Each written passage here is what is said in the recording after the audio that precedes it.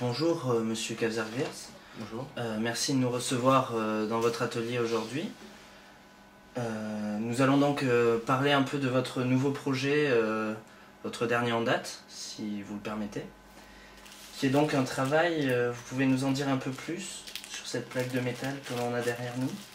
Alors tout d'abord, c'est un plaisir de vous recevoir. Merci.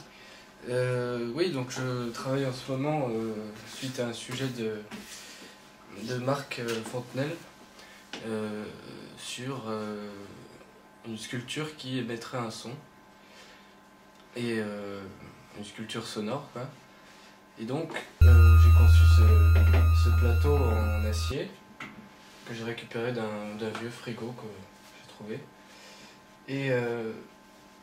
Et donc dans ce plateau je verse 2 cm d'eau et sur le plateau je le pose sur une baffle qui émet des fréquences différentes. Et en fait il se trouve que les fréquences, ça s'appelle aussi c'est surtout des infrabasses, que ces fréquences permettent de faire onduler l'eau. Et suivant les fréquences, l'eau ondule d'une manière différente. Voilà.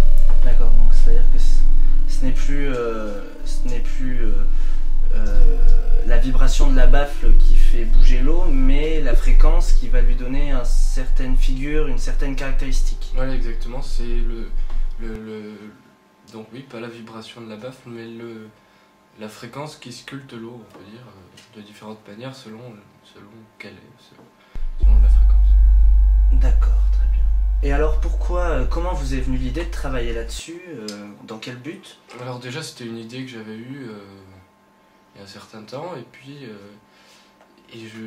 en réfléchissant sur l'humain et tout ça, je me disais que l'humain était composé à 95% d'eau, et je voulais trouver un moyen de le montrer, et de montrer aussi que justement si l'humain est composé à 95% d'eau, alors ça veut dire qu'il peut autant réagir à des fréquences et onduler de l'intérieur, comme l'eau sur ce plateau.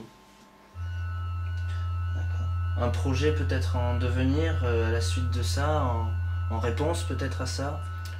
Pas en réponse, mais peut-être un approfondissement qui permettrait donc on enverrait un son avec un ordinateur, et dans la baffle, et la baffle ferait onduler l'eau, et les ondes renverraient une fréquence à l'ordinateur, une sorte de boucle comme ça, qui permettrait de rendre autonome la sculpture.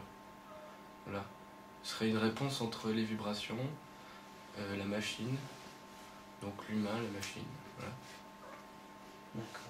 Tout ça avec des logiciels